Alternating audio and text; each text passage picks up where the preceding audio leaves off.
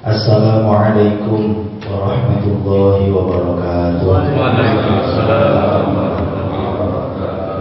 Alhamdulillahi rabbil alamin. Alhamdulillahilladzi amarna bittaqwa wa nahana 'anil ittiba'il hawa.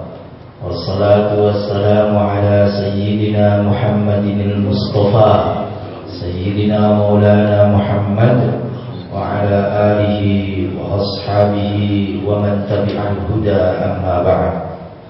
Jamaah musalla Nurul Iman yang dimuliakan Allah Subhanahu wa taala, alhamdulillahirabbil alamin.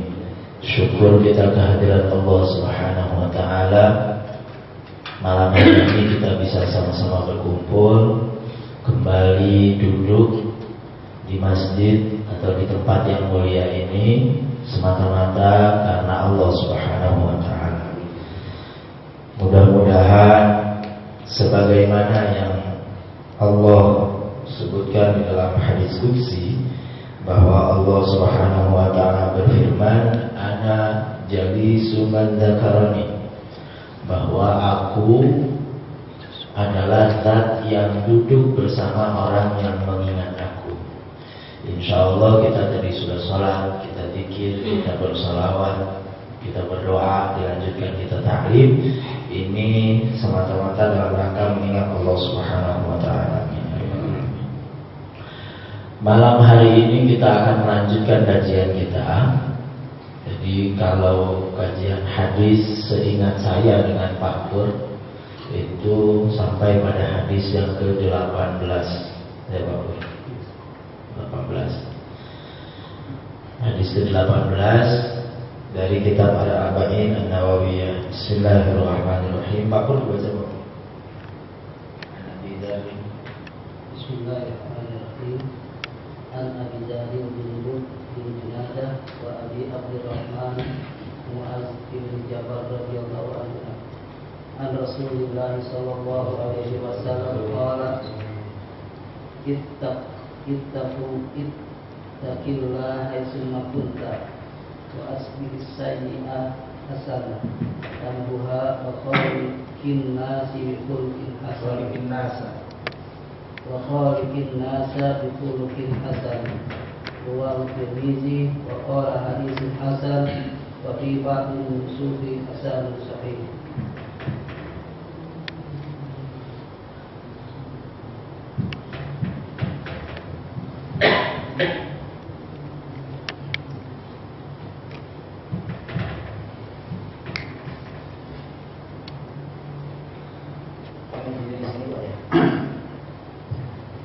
Bismillahirrahmanirrahim. An Abi Dzar Jundub bin Junadah, dari sahabat Abu Dzar, bahwa Rasulullah sallallahu alaihi wasallam bersabda, ittaqillaha, bertakwalah kepada Allah, haitsu ma kunta, bagaimanapun kamu ada. Yang pertama, ittaqillaha, bertakwalah kepada Allah Subhanahu wa taala. Makna aslinya takwa itu dari kalimat waqa yaqi, kemasukan alif dan ta jadinya iutaqa. Wawunya berubah menjadi ya, jadi itaqa. Kemudian ya-nya masuk ke ta jadi ittaqa. Ittaqa fi'il madhi, yattaqi fi'il mudhari', fi'il amalnya ittaqi. Nah, waqa itu artinya menjauh. Makanya ulama itu menafsirkan ittaqillaha itu menjauhlah dari marahnya Allah. Karena ittaqa itu menjauh artinya. Di dalam sebuah hadis Nabi SAW, Nabi bilang ittaqun nara walau bisyaqqi tamrah. Ittaqun nara walau bisyaqqi tamrah. Takutlah kamu, menjauhlah kamu dari neraka walau bisyaqqi tamrah, meskipun dengan sebelah kurma. Belahan kurma, sedekah dengan sebiji kurma, malah setengahnya, itu bisa membuat kita jauh dari neraka. Nah, jadi makna aslinya ittaqillaha itu kita menjauh dari marahnya Allah Subhanahu wa taala. Jangan sampai kita membuat Allah marah. Jadi kita takut kepada Allah itu takut marahnya Allah, takut nanti Allah meninggalkan kita, takut nanti kita nggak diajak bicara sama Allah, tidak dipandang oleh Allah Subhanahu wa taala. Nah, oleh karenanya kemudian konsep takwa itu karena ketakutan kita itu, maka supaya Allah senang kan gitu. Kita jangan sampai membuat Allah marah. Maka kita harus membuat Allah senang. Allah cinta sama kita, maka dengan melaksanakan perintahnya dan menjauhi larangannya. Maka kemudian takwa itu diartikan melaksanakan perintah Allah dan menjauhi larangan Allah. Tapi kalau orang melaksanakan perintah Allah dan menjauhi larangan Allah bukan karena takut sama Allah, itu bukan takwa. Ada nggak Pak orang berbuat kelihatannya ini melaksanakan perintah, tapi nggak karena Allah, maka itu bukan takwa. Orang sedekah tapi bukan karena melaksanakan perintah. Karena apa? Karena supaya dia dibilang dermawan. Orang sedekah berinfak karena dia takut dibilang pelit. Itu bukan takwa. Meskipun wujudnya itu melaksanakan perintah Allah. Orang ngajar, berilmu, terus menyampaikan karena ingin dibilang alim, karena ingin disebut ustaz, bukan karena Allah. Orang jihad fi sabilillah supaya dibilang berani, takut dibilang pengecut. Kok jihad? Iya, saya berangkat jihad. Kenapa? Nah, daripada nanti saya dibilang pengecut.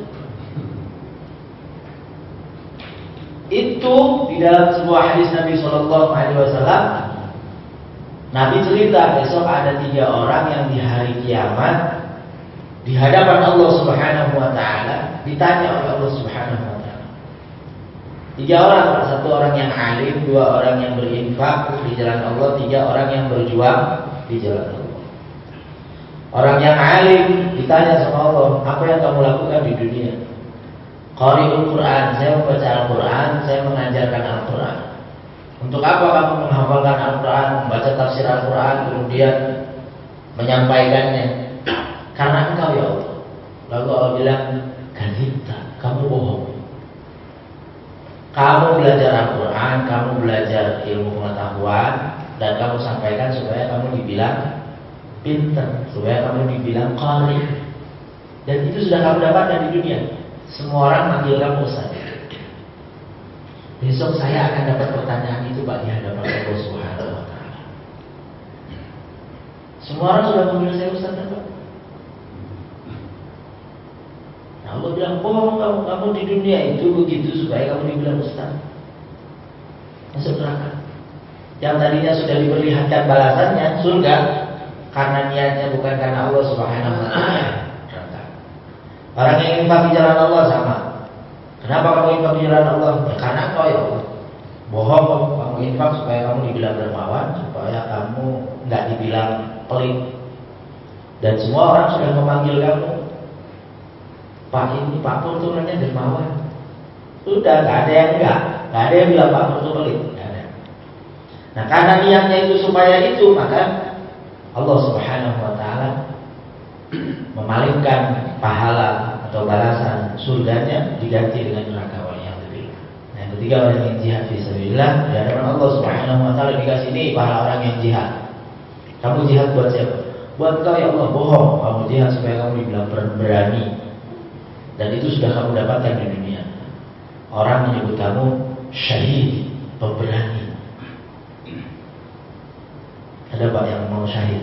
Ada, semua kita ingin mati syahid ini. Tapi jangan ingin dibilang syahid. Mudah-mudahan saya mati, terus waktu saya mati orang nyebut saya syahid. Wah, jadi konyol itu, mati sangit itu. Nah, ittaqillah. Nah, ittaqillah itu haitsu ma kunta. bagaimanapun kamu ada. Bagaimana itu mencakup satu aina, di mana dimanapun kamu berada.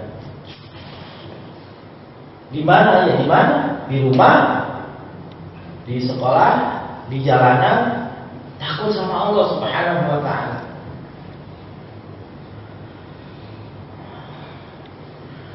Dan kebanyakan Allah Subhanahu wa taala itu menggantungkan persoalannya itu kepada sesamanya. Jadi kalau misalnya kita takut sama Allah, itu kita takut pada sesuatu yang dimuliakan Allah Subhanahu wa taala. Kita takut sama Allah, maka kita juga harus takut sama yang dimuliakan oleh Allah Subhanahu wa taala. Contoh, Allah memuliakan Ka'bah, maka kita harus takut sama Ka'bah. Dalam arti kita menghormati, memuliakan. Kita harus takut sama orang miskin. Kenapa? Orang miskin itu dekat dengan Allah. Kita harus takut sama orang zalim, orang yang dizalimi. Kita harus takut sama orang yang dizalimi. Nabi bilang, ittaqi da'watal mazlum. Takutlah kamu, menjauhlah kamu dari doanya orang-orang yang dizalimi. Fa'innahu laisa bainaha wa bainallahi hijab. Karena tidak ada antara orang yang dizalimi itu dan Allah Subhanahu wa taala hijab, tidak ada. Tembus jus atas. Langsung. Nah, sahabat Mu'adz pernah nanya sama Nabi, walau kana kafiran ya Rasulullah, meskipun orang yang dizalimi itu kafir, ya walau kana kafiran. Maknanya sama yang kafir aja kita enggak boleh zalim, apalagi sama saudara kita sama mukmin. Doanya lebih mustajab. Hati-hati. Nah itu kita harus menghindari dimanapun kita berada dari melakukan hal-hal yang tidak disukai oleh Allah Subhanahu wa taala. Kalau bisa melakukan hal-hal yang Allah sukai. Tapi kalau nggak bisa, ya untuk sementara jangan melakukan hal yang Allah nggak suka. Dimanapun kita berada, di musola, di masjid, di lapangan, di tempat kerja. Yang kedua, haitsumah itu bermakna mata. Kapan? Kapanpun kita berada. Pagi takwa, siang takwa, sore takwa, malam takwa. Hari ini takwa, besok takwa. Jangan paginya takwa, siangnya hilang takwanya. Nauzubillah. Harus tetap haitsumah. Yang ketiga, hal kondisi. Bertakwa kepada Allah dalam kondisi apapun. Sakit takwa, sehat takwa. Biasanya pas sakit kita takwa, pas sehat kita lupa. Pas susah nangis doanya. Giliran happy, senang, doanya biasa aja. Mestinya ya pas senang ya nangis, pas sakit tambah nangis. Sehat, sakit, sempit, luang, senang, susah, harus tetap takwa kepada Allah Subhanahu wa taala. Persoalan takwa kepada Allah Subhanahu wa taala ini adalah persoalan utama yang pertama. Ittaqillaha haitsu ma kunta. Dan takwa itu kata Nabi SAW, takwa hahuna. Takwa itu tempatnya di sini, nggak ada yang tahu. Jangan dikira kemudian orang yang pakaiannya pakai batik itu tidak lebih bertakwa daripada yang pakai baju koko. Jangan dikira kemudian yang pakai baju koko, peci putih, pakai sorban ini lebih bertakwa daripada yang pakai batik. Enggak. Tempatnya di dalam bertakwa, di dalam hati. Nggak ada orang yang tahu. Jadi kita tidak bisa menilai orang lain itu lebih bertakwa dari kita. Kita tidak bisa menilai kita lebih bertakwa dari orang lain, tidak bisa. Bahwa kita melihat zahirnya orang itu salat, ya zahirnya salat. Tapi apakah salatnya itu sungguh-sungguh karena melaksanakan perintah Allah? Wallahu a'lam. Kita nggak tahu. kita hanya bisa husnudzon, berbaik sangka. Nah, Bapak yang dimuliakan Allah Subhanahu wa taala, takwa kepada Allah itu harus disengaja. Nggak bisa kita otomatis. Kan otomatis kita kan sudah beriman, otomatis takwa atau enggak? Orang yang mukmin itu belum tentu takwa. Bahwa di dalam hatinya ada iman, ya itu harus dihargai. Nggak boleh di antara kita nanti ketemu hadis yang ke-35 atau 36. Orang mukmin terhadap mukmin yang lain, muslim yang satu kepada muslim yang lain, itu nggak boleh salah satunya merendahkan, nggak boleh. Nggak boleh menghinakan, yahkir, nggak boleh. Nah, hari ini itu muncul yang begitu. Hanya karena berbeda, yang satu melemahkan yang satunya, yang satu menghina yang satunya. Alhamdulillah. Nah, lalu ittaqillaha haitsu ma kunta itu bukan otomatis, artinya apa? Dia harus terus-menerus diupayakan. Harus terus-menerus diperbaharui. Pak, kalau sholat kita itu otomatis, maka itu gak ada rasanya, Pak. Bapak kalau udah latihan otomatis, berasa nggak? Nggak berasa. Sholat itu nggak boleh otomatis. Bahkan di setiap rakaatnya, di setiap rukunnya, Pak. Bapak ngelamun,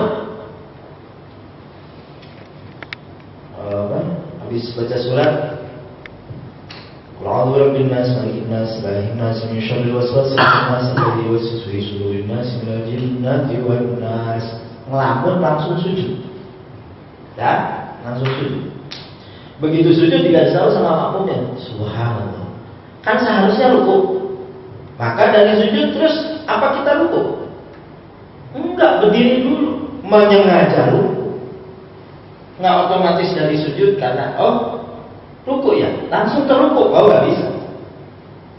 Sama misalnya kita lupa sujud, saking ngelamunnya habis ruku, tidak ruku lagi. Seharusnya sujud kan? Ini apa tinggal diterusin kan udah setengah nih, terusin aja, nggak bisa. Harus diangkat menyengaja sujud. Jadi Pak, ketika kita sholat itu dari mulai takbir, kita menyengaja membaca takbir, menyengaja membaca Fatihah. Di dalam Fatihahnya kita menyengaja membaca Bismillahirrahmanirrahim, Alhamdulillahirabbil alamin. Jangan biarkan ini otomatis. Bismillahirrahmanirrahim, Alhamdulillahirabbil alamin.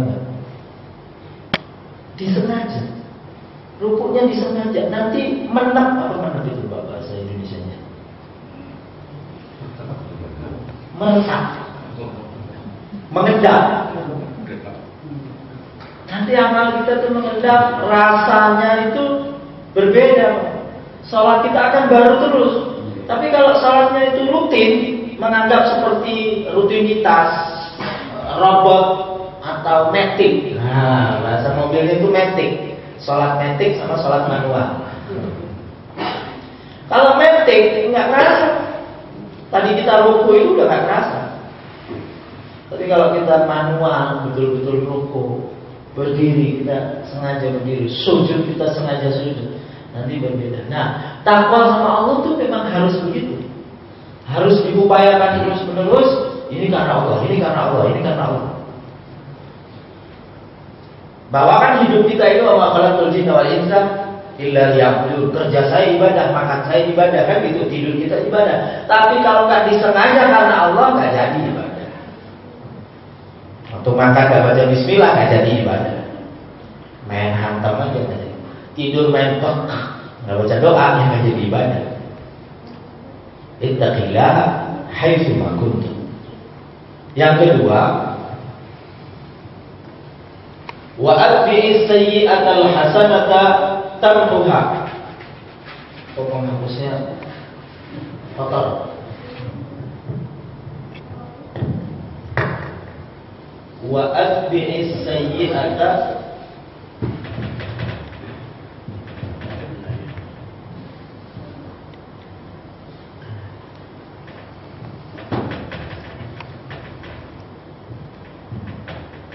Wa'adbi sayyi'atal hasanata tamhuha.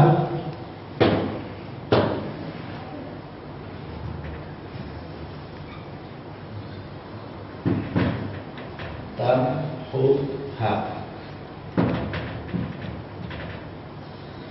Wa'adbi sayyi'atal hasanata, dan ikutilah perbuatan buruk. As-sayyi'ah, ikutilah perbuatan buruk dengan perbuatan baik, niscaya perbuatan baik ini menghapus perbuatan buruk yang telah dilakukan. Nggak mungkin kita tuh takwa terus 24 jam 7 kali dalam seminggu 30 bulan, nggak mungkin. Senantiasa ingat kepada Allah Subhanahu wa taala, nggak mungkin. Pasti ada kesalahan yang kita lakukan, pasti. Karena kita bukan Nabi Muhammad SAW yang maksum. Pasti kita ada salahnya, pasti. Nah, karena kita semua punya salah, maka kalau kita terlanjur berbuat salah, segera ikuti dengan perbuatan baik. Al-hasanah tamhuha, niscaya perbuatan baik ini menghapus perbuatan buruk.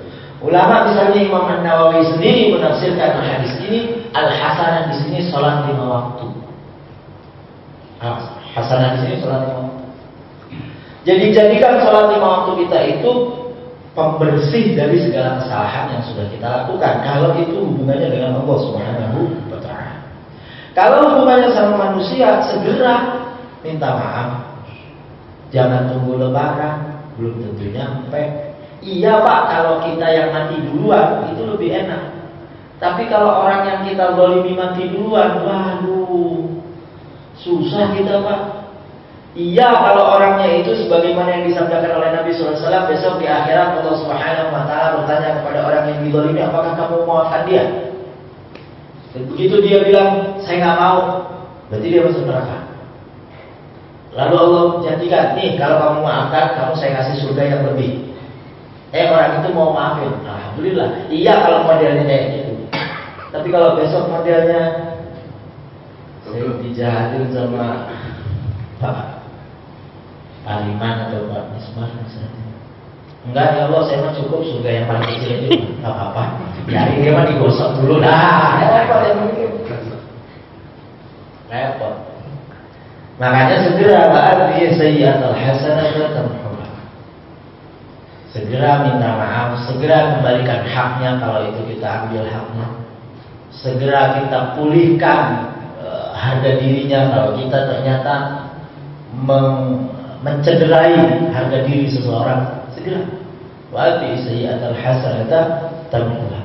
Nah, cara kita memperbaiki kesalahan ini dengan kebaikan itu yang pertama, kalau urusannya sama Allah Subhanahu wa taala, salat. Yang kedua, sholawat. Karena kalau kita sholawat 1 kali, Allah Subhanahu wa taala bersolawat kepada kita 10 kali. Sholawat Allah Subhanahu wa taala kepada kita itu adalah rahmah dan maghfirah, kasih sayang dan ampunan Allah Subhanahu wa taala. Baru kemudian istighfar, taubat, sholat taubat, ya, dan seterusnya. Perbanyak membaca sholawat di bulan Maulid, di bulan Maulud ini, di bulan di mana dilahirkannya baginda Nabi Muhammad Sallallahu Alaihi Wasallam. Kapan kita Maulid? 25 kapan? Belum.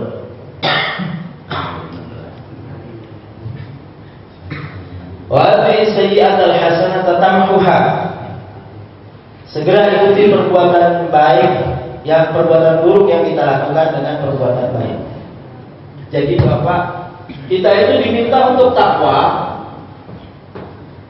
tapi karena kita manusia itu suka bikin salah, Allah Subhanahu wa taala atau Nabi Muhammad Rasulullah sallallahu alaihi wasallam memberikan cara supaya kita bisa menghapus kesalahan ini. Nah, yang ketiga, wa khaliqin nas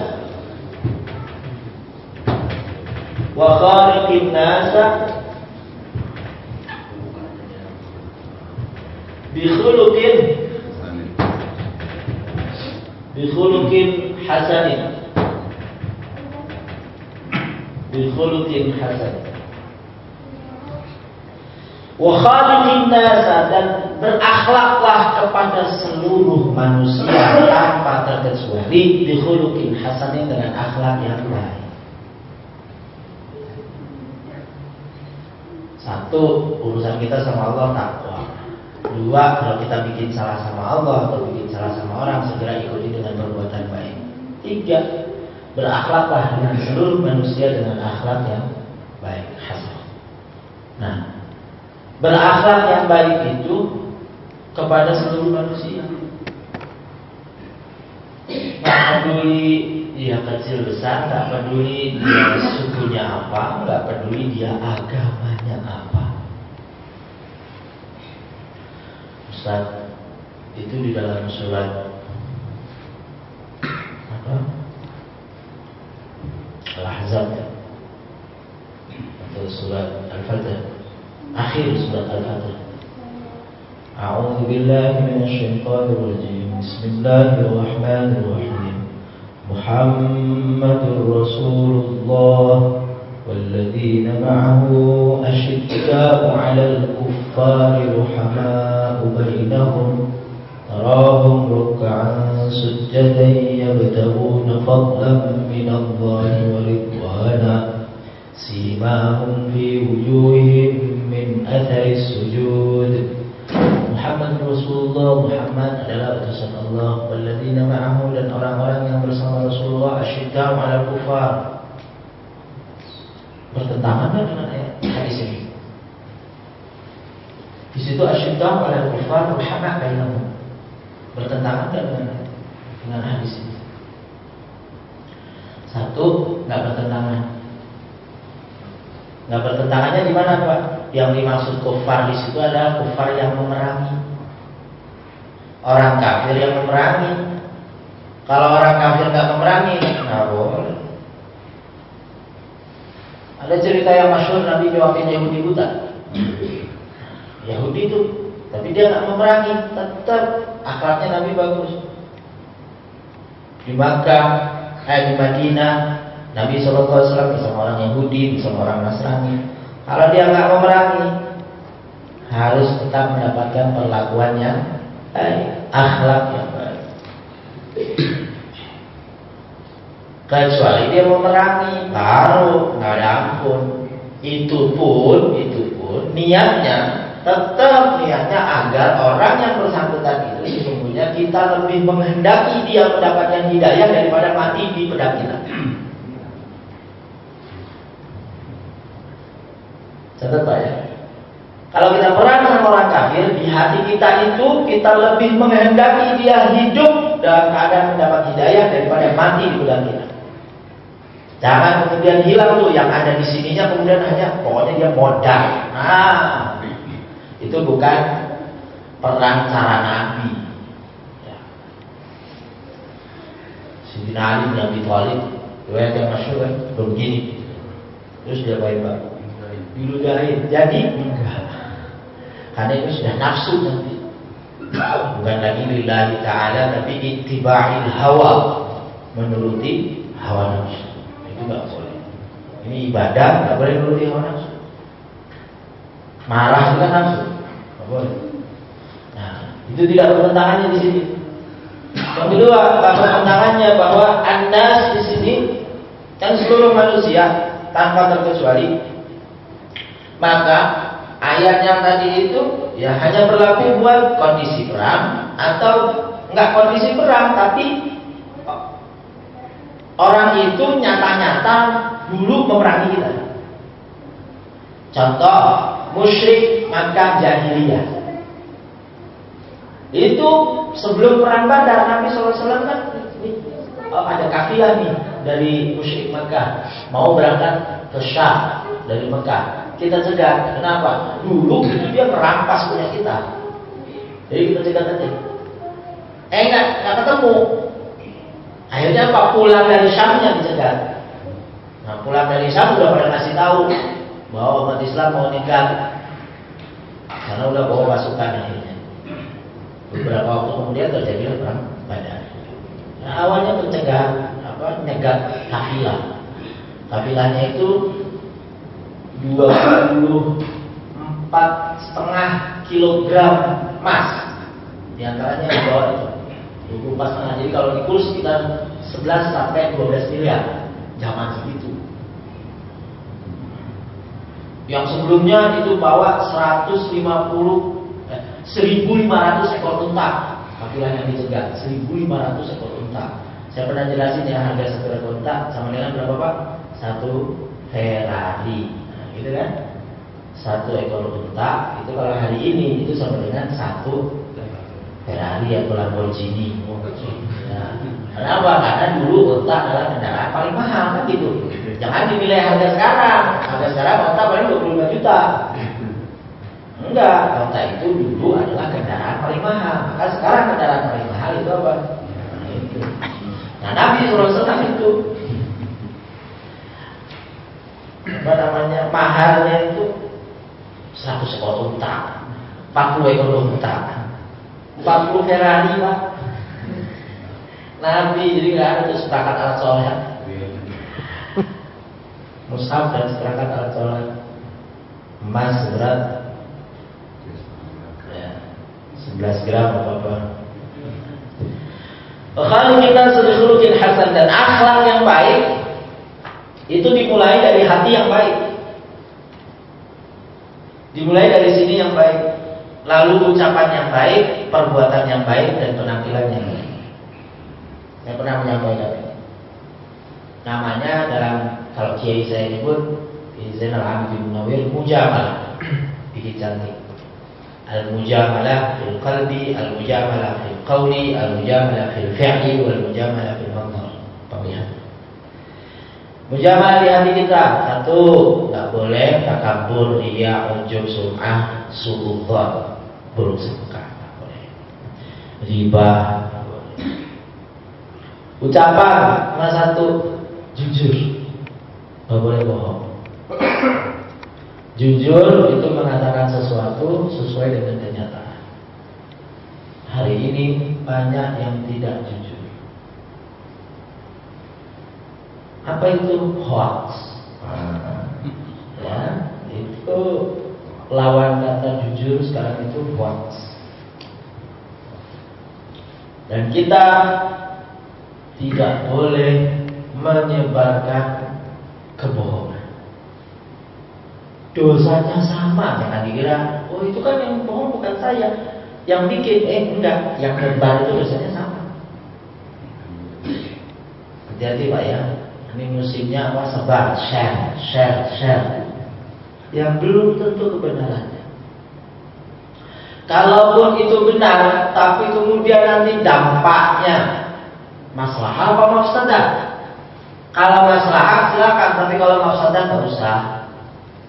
Emangnya ada kebaikan terus dampaknya mafsadah? Ada, bukannya ada. Makanya ulama itu bilang minal kidbil khafi. Minal kidbi al-kidbul khafi, termasuk dusta itu ada namanya dusta samar. Apa itu dusta samar? An yuhadditha atau an tuhadditha kullama sami'a. Kamu menyampaikan semua yang kamu dengar. Semua yang kita dengar itu disampaikan. Itu dulu media komunikasi cuma lewat telinga dan mulut. Sekarang ini artinya apa? Termasuk dusta yang samar adalah kita nge-share semua yang kita dapat. Begitu dapat langsung share. Dapat share. Nah, itu al-kidbul khafi. Dusta yang samar. Kenapa dusta? Karena kita tidak ikut melihat langsung, kita tidak ikut mendengar langsung, kita tidak menyaksikan langsung kejadian yang disampaikan itu. Misalnya, ini kalam hikmah misalnya, Sayyidina Ali berkata begini. Emang situ betul-betul ketemu Sayyidina Ali? Enggak, oke. Baca kitab yang menjelaskan tentang itu? Enggak juga. Terus, kalau itu ternyata bukan kalimatnya Sayyidina Ali gimana? Alhamdulillahnya yang enggak boleh ancaman neraka itu cuma Nabi SAW. Tapi bukan berarti kemudian kita boleh membuat kalimat baik terus kita sandarkan kepada sahabat, yang tidak boleh juga. Terus kepada orang baik. Ada loh Pak, kiainya mah nggak ngomong. Terus ada fotonya terus kalimat di sebelahnya. Kalimatnya baik, nggak buruk Pak, kalimatnya baik. Sholatlah 5 waktu berjamaah, kan baik kan? Terus di sebelahnya ada gambar kayaknya. Padahal saya tuh nggak pernah ngomong itu. Itu berarti kan dusta. Kita tahu itu baik, iya baik, tapi kita nggak bisa memastikan ini sumbernya benar apa enggak. Dalam agama kita Pak, memastikan sumber itu sangat penting. Imam Ibn Sirin mengatakan la dina liman la sanad, adalah la beragama orang yang enggak menggunakan sanad. Kalau nggak pakai sanad Pak, hadis kita hancur Pak. Makanya ada hadis itu bisa dipastikan ini dari siapa, dari siapa, dari siapa, dari siapa. Ini orangnya terpercaya apa enggak? Kalau nggak terpercaya, tolak. Kan begitu. Bacaan Quran kita dari mana Pak? Ya dari orang terpercaya kan. A'udzubillahi minasyaitonirrajim. Baca popnya gitu, kata siapa? Siapa yang ngajarin gitu? Kan gitu. Oh, saya dari guru saya Ki Anwaruddin bin Zahid di Najib Abdul Qadir. Dari mana? Ki Anwar dari Ki Murtado. Ki Murtado dari mana? Dari Ki Muhammad Munawwir. Ki Muhammad Munawwir dari mana? Dari bapak. Terus karena itu kalau nggak pakai sanad, agama kita runtuh. Dan yang diserang oleh orientalis itu adalah sanad. Bahwa hadis itu dibuat, dipalsukan oleh ulama-ulama abad pertama Hijriah. Kan hadis ditulis belakangan. Nah, makanya di zaman atau di kondisi sekarang ini di mana pertentangan, fitnah dan seterusnya itu muncul, kemudian disebarkan sesuatu yang tidak baik. Ada gambar sendal jepit, udah hancur. Mana biru? Dibilang ini dari saudara-saudara kita yang jalan dari Ciamis. Ini potret sendalnya. Padahal itu potret sendal diambil dari website Kristen tahun 2014. Itu kan baik, ya kan? Kita ingin menunjukkan bahwa saudara-saudara kita dari Ciamis yang kemarin datang itu sampai begitu loh, nah kira-kira kan begitu. Tapi jangan bohong, nggak bisa begini. Bohong itu sederhana, tidak menyampaikan sesuai dengan faktanya. Nah, yang pertama itu qaul itu ucapan. Nah, jujur saja nggak cukup, tambah yang kedua santun. Jujur tapi nggak santun, alias kasar, nggak bisa. Saya pernah menyampaikan Allah Subhanahu Wa Taala memerintahkan kepada Nabi Musa dan Nabi Harun alaihissalam di dalam surat Thaha. Allah Subhanahu Wa Taala berfirman, "Idhaba ila Fir'auna innahu tagha." Sana Musa Harun pergi temui Fir'aun. Fir'aun itu kurang ajar, tolong melampaui batas. Fir'aun itu jahat, bukannya nggak jahat. Anak kecil dibunuh, bayi dibunuh, perempuan dinistakan, dihinakan, laki-laki dijadikan budak. Idhaba ila Fir'aun innahu tagha. Terus faqula lahu qawlan layyinan. Ucapkanlah wahai Musa dan Harun kepada Fir'aun dengan ucapan yang lembut, layyin, santun. Saya membayangkan dulu Nabi Musa dan Nabi Harun itu menghadap Fir'aun terus, saya itu diberita sama Allah, sudahlah cukup, kamu durhaka. Kira-kira ngomong gitu, nggak udah Fir'aun. Satu, kamu dalam ada tambahan terusnya dia. Azab, ayat yang tazakkaru au yakhsha. Mudah-mudahan Fir'aun sadar. Loh coba Pak, sekelas Fir'aun yang jahatnya kayak gitu diharapkan oleh Allah Subhanahu Wa Taala pasti sadar. Au yakhsha, kalau dia nggak sadar minimal dia takut dengan ancaman yang saya berikan lewat kamu Musa. Jadi kalau ada orang berbuat zalim, itu yang kita harapkan apa dari dia? Dia sadar, itu pertama. Bukan kemudian kita niat untuk membumi harus dia. Saya salah. Maka ketika saya salah, yang harus diupayakan gimana caranya saya sadar. Itu aja. Itu yang harus diupayakan. Kalau nggak sadar juga, urusan Allah Subhanahu Wa Taala ada selesai. Urusan Allah yang menghukum anak kita salah. Ya harus kita bikin supaya sadar, bukan kemudian malah kita bikin dia tambah lari. Ya. Minimal itu. Nah, jujur dan santun itu satu paket. Santun ngomongnya tapi isinya bohong. Bisa. Santun isinya tapi santun ngomongnya tapi isinya bohong. Faqula qawlan ya ayyuhalladzina amanu taqullaha wa qulu qawlan sadida yuslih lakum a'malakum.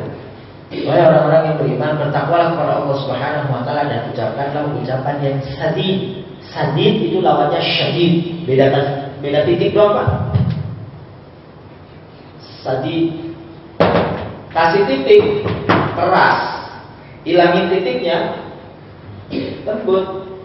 Ya, ngomongnya aja kan enak, sadid dibandingkan syadid. Iya. Ayyuhalladzina amanu taqullaha wa qulu qawlan sadida. Ucapan yang tenang, yang lurus, yang mudah dipahami dan seterusnya. Nah, 3 hal ini dulu dipesankan oleh guru saya. Saya nggak tahu kalau ini hadis, Pak. Saya mau pamit. Saya bilang ittaqillaha haitsuma kunta wa atbi sayyi'atal hasanata tamhuha wa khaliqin nas bi khuluqin hasan, yang ditulis di buku di bagian belakang buku saya. Ini saya tahu ternyata ini hadis Nabi SAW. Mengamalkan ini, 3 ini insyaallah hidup kita, urusan kita sama Allah baik, urusan kita sama manusia baik. Urusan kita sama Allah ittaqillaha haitsuma kunta. Berapa menit lagi? 5 menit ya. Kemudian urusan kita sama manusia, akhlaknya lurus. Nah, urusan kita sama Allah sama manusia itu kadang ada salah, kadang ada yang tersinggung dan seterusnya. Nah, segera minta maaf. Jarah hadis sinan laha iltiam wala yaltaimu ma jarahul lisan. Sakit gigi itu ada obatnya, tapi sakit yang disebabkan oleh lisan itu tidak ada obat. Orang bisa lama udah sakit itu lama. Nah, kita yang berposisi sebagai yang disakiti, maafkan. Memang berat, dimaafkan. Lupa sih gak akan, tapi dimaafkan. Sulit kalau melupakan. Makin dilupakan makin ingat. Tadi sudah maafkan saja. Diridhoi, doakan baik, yang didoain disumpahin. Ada orang yang kita terus kita sumpahin. Nah, Bapak yang dimuliakan Allah Subhanahu wa taala, kita ini berada di apa yang disebut dengan bukan lagi di level syariat, sah, tidak sah, benar, salah, hitam, putih. Nah, kita lebih di wilayah akhlak yang mendasari itu semua. Nabi Shallallahu Alaihi Wasallam diutus di utama makarimal akhlak. Akhlaknya harus bagus. Baik akhlak kepada Allah Subhanahu wa taala, salat kita benahi, ibadah kita benahi, maupun akhlak kita dengan sesama manusia atau sesama makhluk Allah Subhanahu wa taala. Ada yang mau disampaikan atau ditanyakan, silakan, Pak. Ada yang minta. Baiklah, assalamualaikum warahmatullahi wabarakatuh. Kata-kata ini tak fadhailul amal. Jadi untuk memberi motivasi, untuk memberi keutamaan amal, ya, ketika kita menyampaikan sesuatu kepada anak murid, ya, kalau saya kan setiap hari Jumat juga sama memberikan motivasi apa. Kadang-kadang sanad-sanadnya itu memang doif, tapi ada hal yang mungkin seperti hadis mandai salbirda bahwa firdu barang siapa yang tidak ngirit maka seperti anjing. Bukankah Nabi juga pernah berbohong kepada nenek-nenek bahwa nenek sampai nangis tidak ada nenek di surga? Kemudian Nabi juga pernah berbohong ketika ada orang yang berbuat dosa pada orang tua, dosa yang paling besar adalah orang tua, bisa beradaptasi. Jadi ada level-level berbohong level-level sumber. Kalau untuk fadhailul amal boleh. Yang pertama bahwa baginda Nabi Muhammad SAW tidak pernah berbohong. Jadi bercandanya Nabi SAW itu hak. Bahwa di surga memang gak ada nenek-nenek. Ada. Lalu apakah kemudian kita boleh menggunakan hadis dhaif? Boleh. Yang gak boleh itu dua, Pak. Kalau dhaif jiddan dan maudhu, palsu, sangat lemah atau palsu, itu gak boleh. Tapi kalau dhaif itu masih boleh. Kenapa? Panjang, Pak. Biasanya hadis itu dinilai dhaif karena sanad, karena periwayatnya. Salah satu periwayatnya itu ada yang dinilai negatif. Salah satu itu ada yang dinilai negatif. Nah, si penilainya ini masuk kelompok orang yang ketat dalam penilaian. Nah, ketika dia menilai seseorang dengan penilaian yang negatif, maka jangan langsung diterima. Jangan langsung diterima. Tapi kalau orang itu menilai positif, kita terima. Jadi kalau orang itu bilang dia terpercaya, kok kita terima. Tapi kalau orang itu bilang dia tidak terpercaya, jangan diterima. Makanya urusan hadis itu tidak kemudian semudah mengatakan oh hadis ini dhaif langsung ditinggalkan. Jangan. Kecuali levelnya dhaif jiddan atau maudhu, palsu. Al-Imam Al-Bukhari rahimahullah itu kalau menilai positif selektif. Selektif. Ada 3 syarat, satu aja nggak terpenuhi, dia nggak mau menilai positif. Artinya dia nggak terima tuh nilainya. Tapi bukan berarti orang itu nggak terpercaya. Ada ulama namanya Syu'bah ibn al-Hajjaj. Syu'bah ini dia pengen datang ke Medang. Katanya di Medang ada ahli hadis yang terpercaya. Dia datang lah, tunggu. Begitu sampai di pintu rumahnya, dia dengar yang punya rumah itu lagi baca Quran dilagu-laguin. Dia berpendapat kalau baca Quran itu nggak boleh dilaguin, Imam Syu'bah. Maka ditolak Pak riwayatnya. Ketatnya gitu. Nah, apakah hadis yang ditolak oleh beliau dhaif? Itu dhaif buat yang lainnya? Belum tentu. Dan banyak, Pak. Nah, Imam kadang ada yang kebangetan kalau menilai negatif. Orangnya cuma keliru dikit itu langsung dibilang oh ini muntahamil gitu. Diduga berdusta. Padahal enggak. Nah, Imam Bukhari itu termasuk yang halus kalau nilai negatif. Dia nggak pernah ngomong orang ini dhaif, nggak pernah. Dia cuma bilang sakatu anhu. Orang sekampung pada dia nggak komentar tentang dia. Atau bahasanya fihi nadrun. Orang itu harus dianalisa lebih lanjut. Halus Imam Bukhari itu halus. Sebab dia bilang, saya berharap arju anni alqallaha, saya berharap saya bertemu Allah Subhanahu wa taala dan Allah tidak menghisab saya karena saya membicarakan keburukan orang lain. Imam Bukhari, Imam hadis. Hari ini dengan mudahnya, Pak.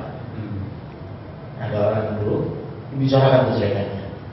Katanya hadis yang dipakai riwayatnya Imam Bukhari, tapi akhlak Imam Bukharinya enggak diambil. Itu Pak. Jadi yang kedua, Bapak boleh menyampaikan hadis-hadis yang dhaif, boleh. Tapi yang ketiga, akan lebih hati-hati jika kita mengatakan riwayat saja. Jadi kalau Bapak bisa ketemu sahabatnya, sahabat ini meriwayatkan begini. Jadi bukan Nabi SAW bersabda. Itu lebih aman. Jadi tidak menyandarkan kepada baginda Nabi Muhammad SAW. Tapi kalau sudah bisa memastikan Bapak baca sumbernya ini qala Rasulullah SAW meskipun hadisnya dhaif, enggak apa-apa. Enggak apa-apa.